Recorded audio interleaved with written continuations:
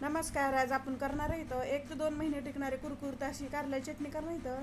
आणि चवीला एकदम भन्नाट अशी होती, कडू अजिबात लागत नाही. ह्या पद्धतीने चटणी केली तर कोणी म्हणणार पण नाही कारल्यापासून केली.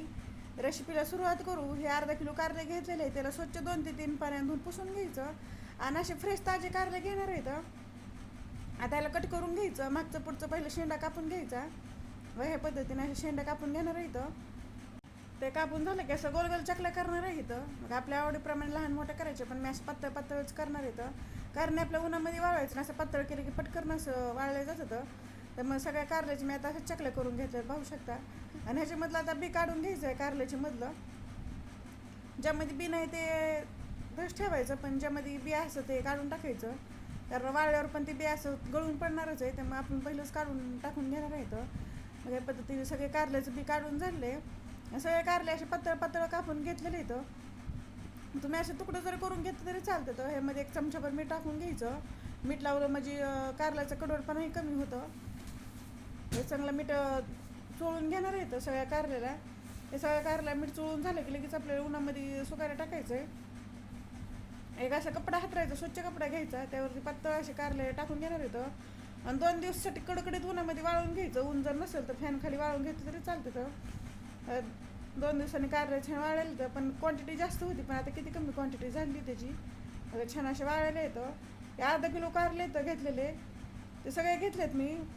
पाऊण वाटी डाळवा घेतलेला आहे, पाऊण वाटी शेंगदाणे घ्यायचे, आणि पाऊण वाटी खोबऱ्याचा किस घेतलेला आहे, पाऊण वाटी कोथिंबीर, आणि पाऊण वाटी कढीपत्ता घेतला. फ्रेश कढीपत्ता घ्यायचा.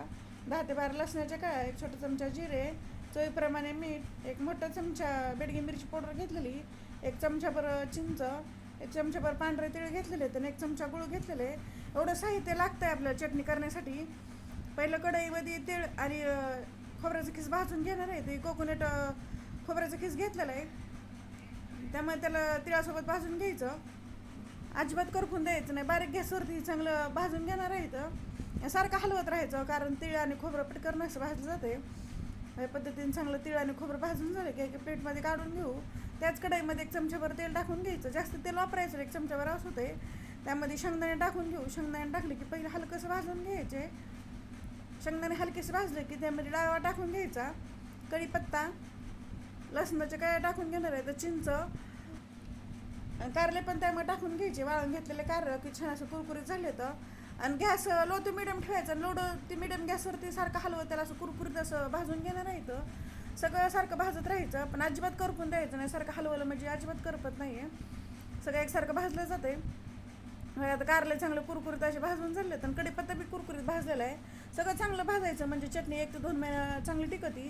आणि त्यामध्ये कोथिंबीर आणि जिरे टाकून घेणार आहे. तर जिरे शेवटला टाकायचे. पहिलं जर जिरे टाकले तर पटकन असे करपाते, त्यामुळे कोथिंबीरसोबत टाकायचे.